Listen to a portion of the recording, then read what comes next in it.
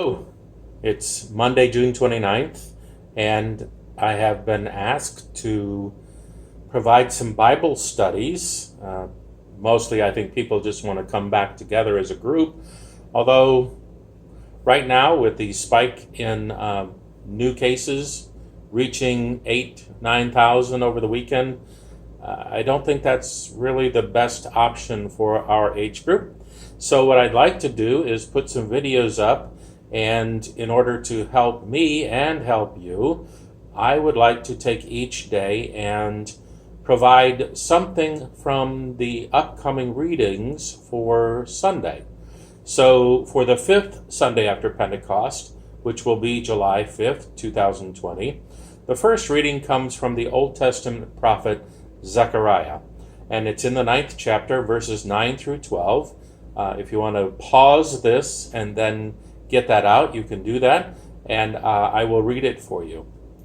The coming Messiah King will inaugurate an era of disarmament and prosperity. Because of God's covenant with Israel, the people are designated as prisoners of hope. And Zechariah says, "Rejoice greatly, O daughter Zion. Shout aloud, O daughter Jerusalem. Lo, your king comes to you, triumphant and victorious is he, humble and riding on a donkey, on a colt, the foal of a donkey. He will cut off the chariot from Ephraim, and the war horse from Jerusalem, and the battle bow shall be cut off, and he shall command peace to the nations. His dominion shall be from sea to sea, and from the river to the ends of the earth. As for you also, because of the blood of my covenant with you, I will set your prisoners free from the waterless pit. Return to your stronghold, O prisoners of hope. Today I declare that I will restore to you double." So, in a sense, this is taking us back to Palm Sunday, with Jesus' triumphal entry into Jerusalem on a colt, on a foal of a donkey. So why, on this fifth Sunday after Pentecost, so much farther after the entrance on Palm Sunday, why are they taking us back there? The readings for the season of Pentecost usually focus on the life of the church, with such themes as discipleship and vocation and the mission of the church, as you heard me talk about on Sunday. And now we're continuing with Jesus' work to usher in the kingdom of God for all people. And that, as I said, is a responsibility for all of the people of the church. We are to go.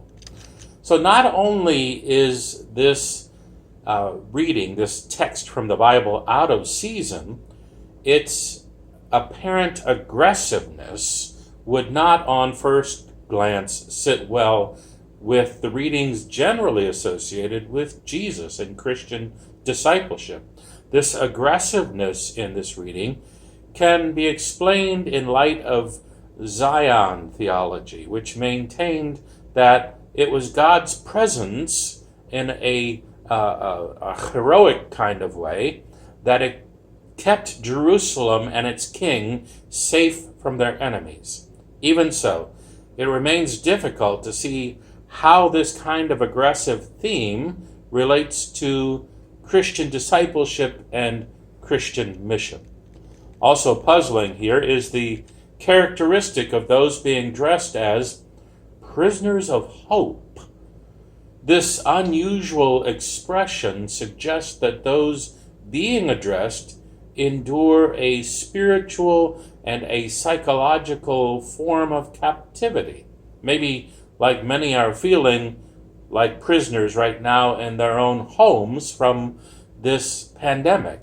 Yet there still seems to be a problem. How can hope be a prison? Hope is a good thing, is it not?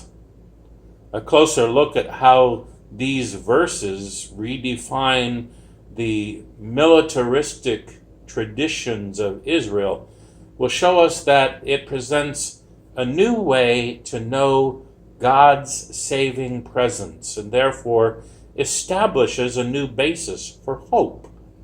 The verses turn out to be perfectly suited for reflection on life during these pandemic times, if I may be so bold.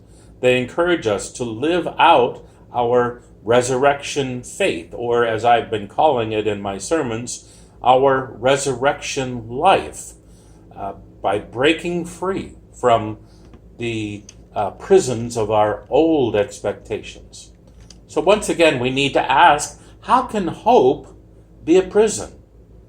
We typically consider hope to be a good thing.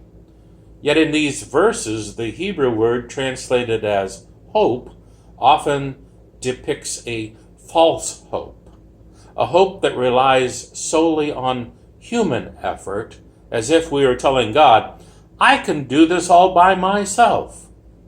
Which, of course, none of us would ever do that, right? None of us would ever try to do it all by ourselves and then turn to God when all of our own efforts fail, right? We would never do that.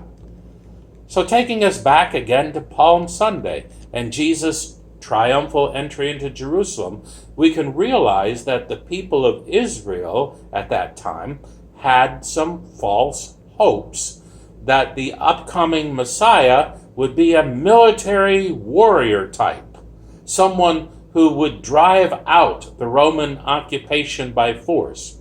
Instead, God provides hope through Jesus, who more often is peaceful and compassionate, and who ends up being the crucified God rather than the warrior hero.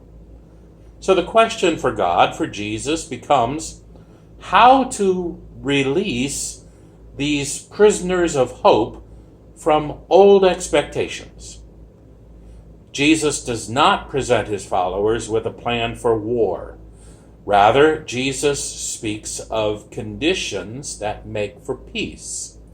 The king, or Messiah, is not the agent of an aggressive deliverance, rather one who himself has been humbled and yet declared righteous by God. The fact that Jesus is delivered yet not the deliverer, according to false expectations, may explain why his entry into Zion, into Jerusalem, came on a donkey. Donkeys do not go to war. Horses go to war.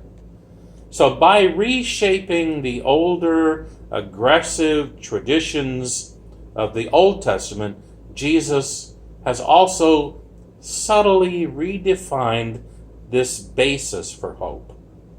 Zechariah 4 verse 6 reads, "Not by might, nor by power, but by my Spirit." So hope remains grounded in the conviction of God's presence. And once the people are released from the prison of their old expectations, they are free to discover God at work in new and unexpected ways. Thank you for your time today. I hope that helped with the preparations you are making for the message on Sunday. I know it's helping me. Take care and God bless.